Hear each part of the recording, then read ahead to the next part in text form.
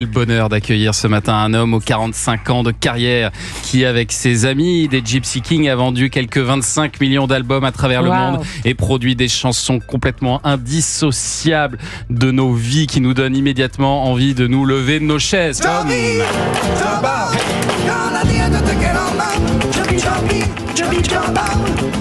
Bonjour Chico. Bonjour. Merci beaucoup d'être avec nous. Bonjour à Mario aussi qui est à vos côtés. Bonjour. C'est le fiston aussi qui est là. Décidément, c'est une émission familiale ce matin. Alors vous allez célébrer, Chico, vos 45 ans de carrière le 24 mai au Palais des Congrès.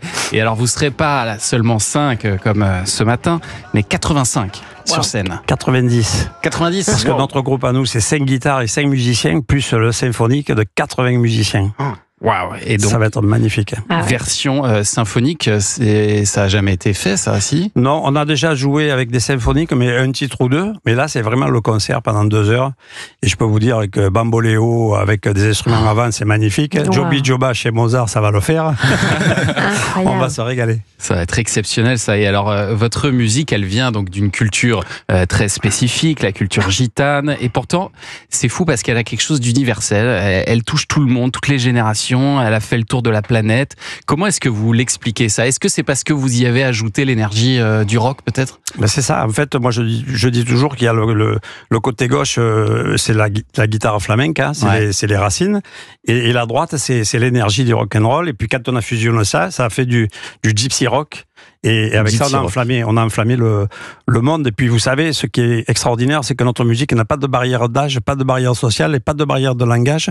C'est pour ça qu'on parcourt le monde depuis tant d'années et que ça fonctionne encore aujourd'hui. Pas de barrière de langage parce que c'est presque secondaire, en fait. C'est ça. Quand on va au Japon et on chante de Joby Joba, ils comprennent pas en espagnol. Ouais. Mais par contre, ils réagissent de la même manière. Ça veut dire que l'émotion est encore plus forte que la compréhension des mots. C'est magnifique. Que l'émotion passe quoi qu'il arrive. Et alors, vous avez été, j'ai vu ça, disque d'or aux États-Unis avec les Gypsy Kings. C'est vrai que, par exemple, Michael Jackson, Madonna ou Tina Turner venaient voir vos concerts? Tout le monde nous a adorés. Franchement, ça a été magnifique. On a réussi à charmer les charmeurs et vraiment pour nous, c'était un rêve permanent, quoi. Toutes ces artistes qui venaient à Los Angeles ou ailleurs, George Michael qui nous suivait de partout. Enfin, c'était incroyable, quoi. Incroyable. Mario, tu as quel âge aujourd'hui? J'ai 20 ans. 20 ans. Tu as connu cette période-là ou pas? Pas cette période où Michael Jackson, tout ça, mais sinon, oui, c'est bien parce que le gypsy, ça reste toujours d'actualité et comme il dit, ça n'a pas de barrière, donc c'est magnifique de pouvoir le partager avec tout le monde et avec tous les âges. Et toi, tu as baigné là-dedans depuis tout petit. À quel âge tu as commencé à te mettre à la guitare? Moi, j'ai commencé par danser à la base. J'avais 8 ans, 9 ans. Ouais. Et après, je m'y suis mis, j'avais 11 ans, je commençais à chanter et à jouer à la guitare. Et alors, parmi toutes les stars, je crois qu'il y en a une qui a été vraiment déterminante pour vous, ça a été Brigitte Bardot. Est-ce que vous pouvez nous raconter pourquoi? Brigitte Bardot, c'est une rencontre incroyable. En 78, on a joué pour un de ses anniversaires. Et depuis, il y a une amitié qui est née jusqu'à aujourd'hui. Là, pour la sortie de mon livre, elle m'a écrit une lettre magnifique.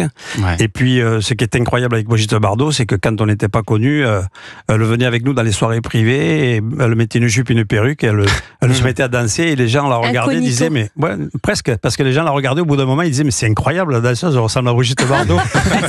Elle ressemble quand même vachement. Et du coup, la légende est née comme ça, mais vraiment, elle a été pour nous extraordinaire, quoi. C'est vraiment ma grande sœur. Et donc, vous êtes toujours amis aujourd'hui? Ben, toujours amis, et puis je lui rends toujours un hommage parce que franchement, en plus, tout ce qu'elle fait dans la vie, ses combats et tout, c'est magnifique. Hein.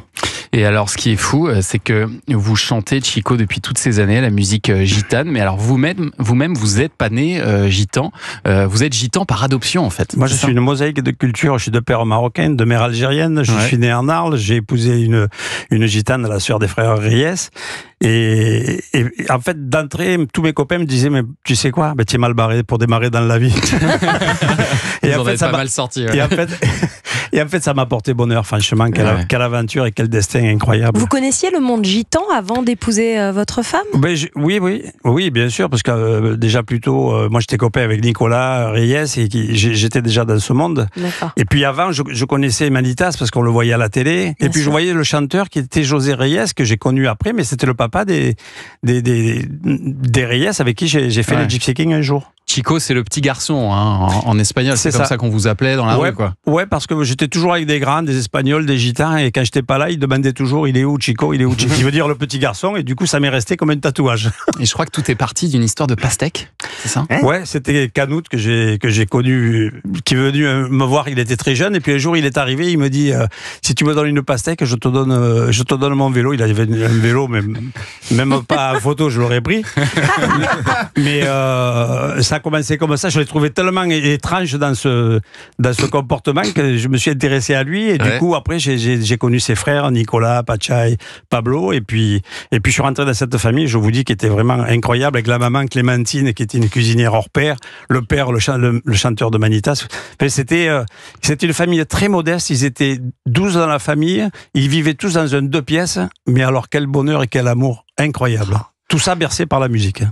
Chico et les Gypsies, le spectacle symphonique, ce sera donc le 24 mai au Palais des Congrès à Paris. Je pense que ça promet d'être une fête extraordinaire, comme la fête que vous allez nous offrir dans un instant, puisque vous allez chanter en live dans ce studio certains de vos plus grands tubes. Et puis on va donner la parole à Sacha Nokovic aussi. On va parler sport ce matin. Oui, avec un footballeur animateur. C'est rare, mais c'est bien.